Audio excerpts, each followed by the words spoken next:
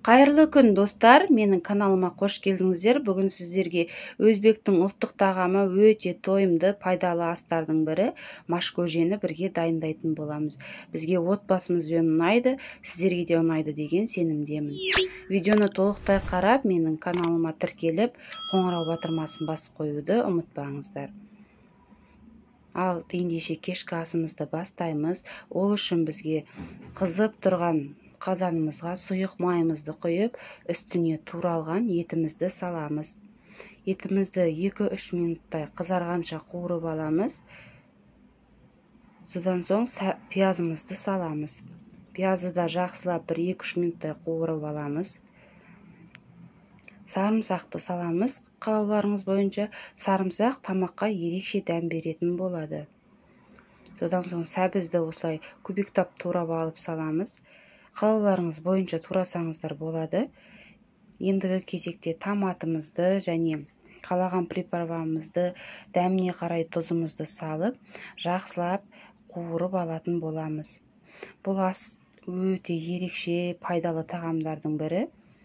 Міндетті түрде жасап көріңіздер. Жақсылап барлығын қуырып, суымызды құйып аламыз. Бетін жауып, қайнағанша қалдырамыз. Ал оған дейін осындай машты жақсылап жуып, мусордан тазартып алып, жуып аламыз. Суымыз осылай бұрқылдап қайнағанда, үстіне машымызды салып, бетін жақсылап араластырып, бетін жауып, 30-40 минутқа қалдырамыз. 30-40 минуттың ішінде біздің машымыз осылай жарылып, әдемі болып піседі. Шет-шетіндегі көбіктерін осылай алып тастаймыз. Содан соң картопты саламыз және күрішті салып, тағы да 25-30 минуттай қайнататын боламыз. 25 минуттың ішінде біздің күрішіміз де, картопымыз да піседі.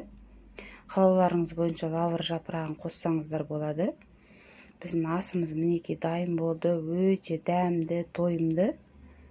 Міндетті түрде сіздер де жасап көріңіздер. Енді ыдысқа салып, дастарханға ұсынатын боламыз. Өте дәмді тағамдардың бірі. Сіздерге ұнайды деген сенімдемін. Видеоны соңына дейін қарағандарыңызға рахмет. Сіздермен болған Нұрия Амангелді. Келесі видеоларда жолыққанша қош сау болыңыздар. Каналыма тіркеліп, қазақша контентті қолдап, лайк басып, пікір қалдыруды ұмытпаңыздар. Сау болыңыздар.